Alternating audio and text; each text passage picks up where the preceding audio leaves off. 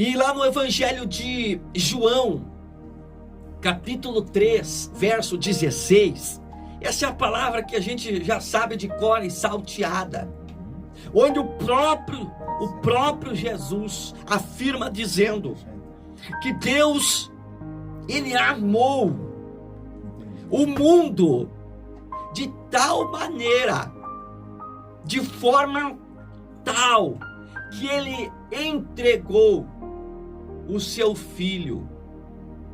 Ele enviou para que todo aquele que nele crer não pereça,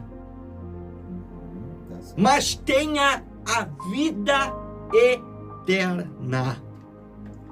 Então a graça de Deus, a misericórdia de Deus foi manifestada, foi revelada, trazendo salvação a toda a raça humana caída. A graça de Deus, a salvação de Deus, ela é de graça para nós. Ela é de graça para nós. Mas para Deus não foi. Para Deus custou o sangue precioso do seu Filho, que foi sacrificado, foi imolado na cruz. Para nós, hoje, ela é de graça, não custa absolutamente nada. Lá na carta aos Romanos, no capítulo 10, verso 9, está escrito que se com a tua boca confessares a Jesus como teu Senhor, e no teu coração creres que Deus o Pai o ressuscitou dentre os mortos, você será salvo. Então não há mistério, é algo muito simples a salvação. Você precisa confessar com a sua boca a Jesus como seu único, suficiente e exclusivo Salvador. E no seu coração você precisa crer que Deus o Pai o ressuscitou dentre os mortos, e Ele está vivo para todo sempre, assentado à direita de seu Pai nos céus. Dessa forma, dessa maneira, você será salvo.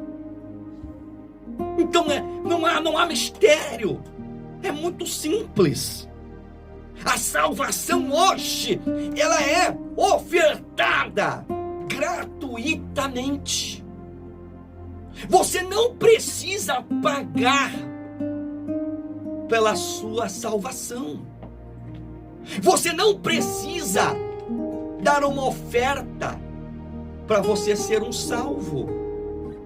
Você não precisa dar o dízimo para você ser um salvo.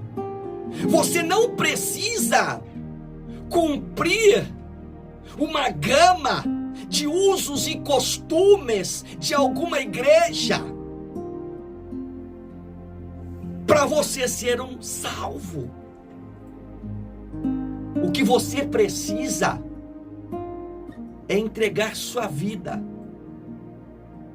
nas mãos de Jesus e permitir que Ele seja Senhor da sua vida, doravante, daqui para frente. Porque o que tem de gente monopolizando a salvação, o que tem de gente achando que pode vender a salvação, e o que tem de gente que acha que pode comprar a salvação. Mas a salvação é de graça. Jesus já pagou o preço da nossa salvação através do seu sangue lá na cruz. A salvação já foi adquirida.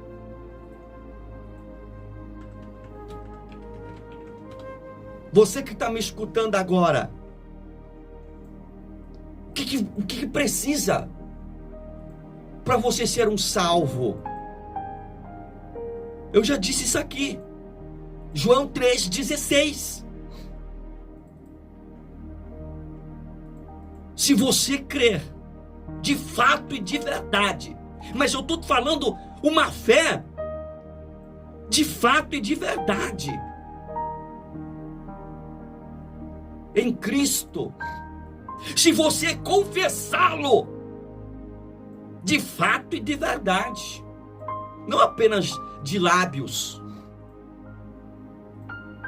mas de fato e de verdade, confessá-lo, reconhecê-lo como seu único e suficiente e definitivo Salvador,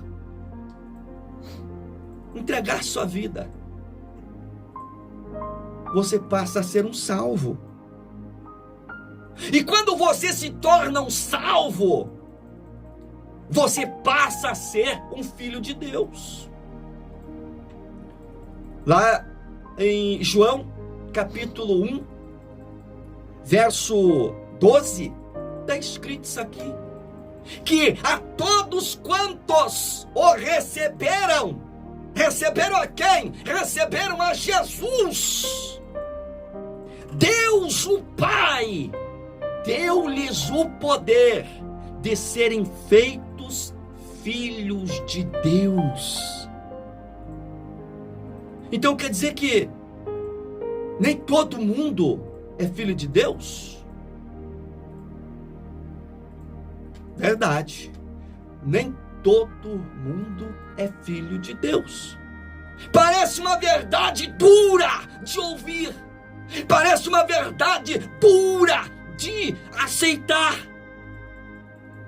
mas essa é a palavra do Eterno. Nem todos são filhos de Deus. Você só passa a ser um filho de Deus quando você confessa, reconhece a Jesus como seu Senhor e Salvador pessoal. Porque a Bíblia faz uma distinção entre criatura de Deus e filhos de Deus.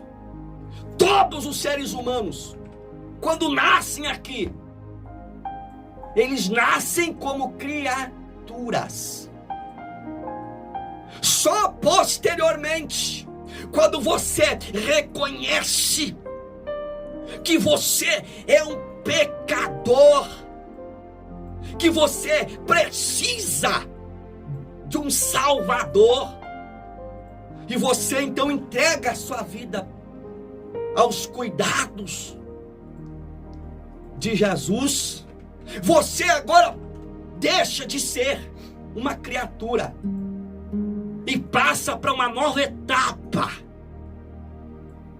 uma nova fase, um novo estágio, que é a condição não mais de criatura, mas filho de Deus.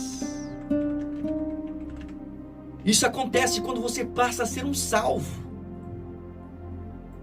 Quando você passa a ser um salvo, outra coisa que acontece é que você tem o seu nome escrito no cartório do céu. Lá no céu tem um cartório. Eu já disse isso aqui.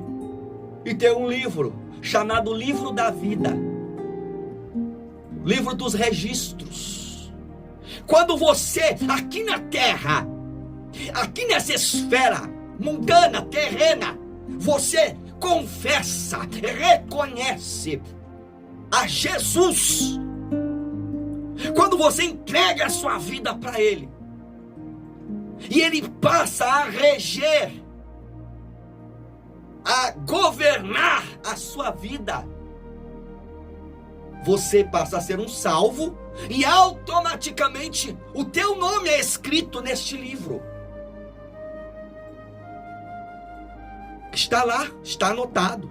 Isso está em Apocalipse 13 e verso 8.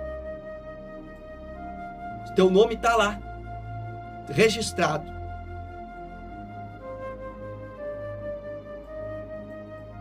E no dia que você se apresentar diante do seu Criador, porque todos nós,